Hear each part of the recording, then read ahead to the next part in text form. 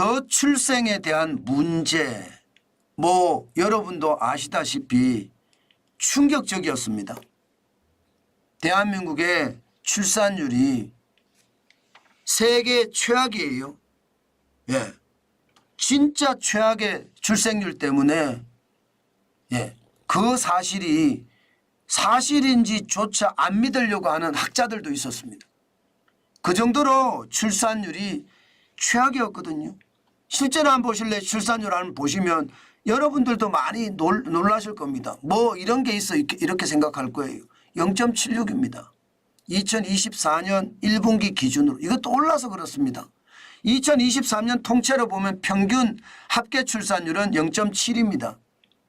여성 한 명이 평생 낳을 것으로 예상되는 평균 출생아 수가 0.7이라는 거예요. 한 명을 안 낳는다는 거예요.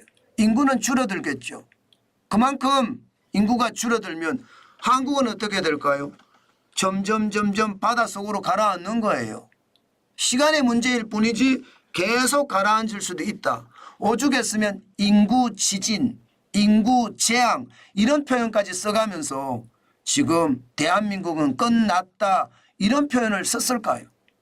그 정도로 합계 출산율이 완전히 무너졌다는 뜻입니다. 그런데 이게 약간 달라지고 있습니다. 약간 달라지고 있어요. 이게 여러분 진짜 어떻게 생각하면 놀랍다? 그렇게 생각할 수도 있습니다. 무슨 얘기냐고요? 일단 혼인 건수가 늘어났습니다.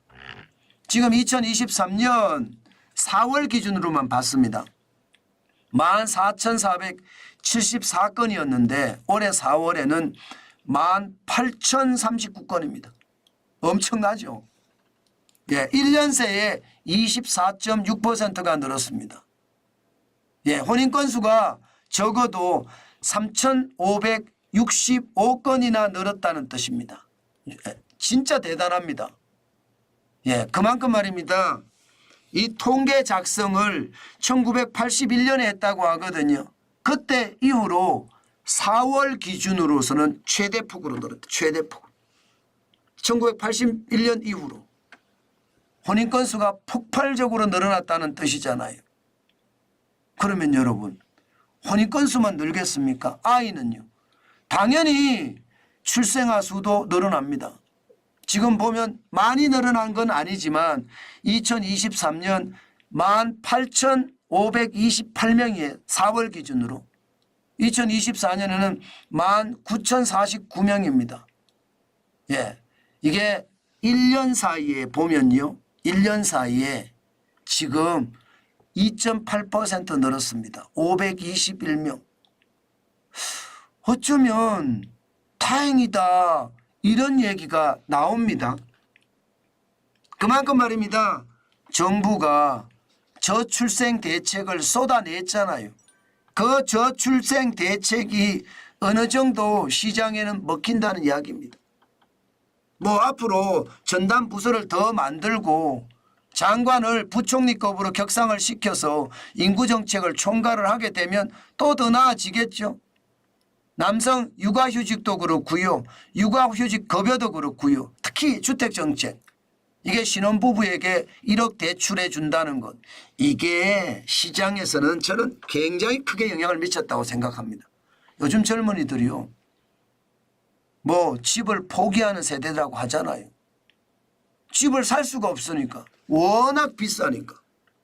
그런데 1억 원의 특례 대출을 해 주니까 그것도 저금리로 집이라도 전셋집이라도 구할 수 있겠네? 이런 생각에 결혼을 하고 전셋집을 구하고 생활을 영위한다는 뜻입니다. 그만큼 말입니다. 저출생의 문제에 대한 어떤 약간의 신호가 좀 터졌다 이렇게 봐도 틀린 말은 아닌 것 같습니다. 연도별로 보더라도요. 뭔가 약간 좋아지는 모습은 보입니다. 혼인 건수가 2023년에 비해서 2024년은 플러스로 돌아섰잖아요. 1%가 늘어났습만 2022년에 19만 1,700건이라면요. 2023년에는 19만 4천 건이거든요. 많이 나아졌죠. 많이 나아졌습니다. 물론 아직까지 출생아 수가 2022년 24만 9천 명에서 2023년 23만 명까지 떨어졌는데 이게 또 얼마나 늘어날지는 더 봐야지 압니다. 그렇지만 혼인 건수가 늘어나면 아무래도 출생아 수도 늘어나지 않을까요? 물론 이게 단순하게 예단할 일은 아니에요. 이게 늘어난다고 하더라도 아직 뭐 1970년대까지는 안 가더라도 2000년대 64만 명 태어나고 뭐 이 정도는 돼야지 그래도 뭐 회복됐다 이렇게 이야기할 수 있는 건 맞아요. 결혼 건수도 마찬가지예요. 2015년에 30만 2,800건이잖아요. 이 정도 늘어나 주는 게 맞습니다. 그렇게 늘어나 주는 게 이제는 인구 뭐 재앙 내지는 한국 침몰에서 벗어날 수 있는 거는 맞아요. 실제로 4월에도 보면 2019년에는 2만 명이었잖아요. 2024년 아직도 19,000명이거든요. 아직 멀었거든요. 월간 출생아 수도 혼인 수도 아직 쉽지 않습니다. 그러나 중요한 것은요. 뭔가 바텀업이라고 해야 되나요? 터닝 포인트, 변곡점, 바닥을 찍고 뭔가 올라가는 느낌, 이런 느낌이 굉장히 중요하다는 거죠. 이게 한번 분위기를 타면 말입니다. 분위기를 타서 올라갑니다. 그래서 한국의 인구 지진을 막아주는 그런 사태 저는 올지도 모르겠다. 오죽했으면 여러분 이렇게 혼인 건수가 늘어나고 출생아 수가 늘어나니까 언론들이 4월의 축복이다 이런 표현까지 쓸 정도입니다. 그 정도로 말입니다. 최악의 상황에서 탈출하는 느낌, 역대 최저라는 어떤 불명예를 탈출하는 느낌, 뭐 그런 느낌이 있다. 이렇게 이야기할 수 있을 것 같습니다. 이런 것은 여러분 제가 봐서는요. 퍼주기보다는 100배, 1000배, 10,000배 좋은 정책입니다. 그냥 퍼주기보다는.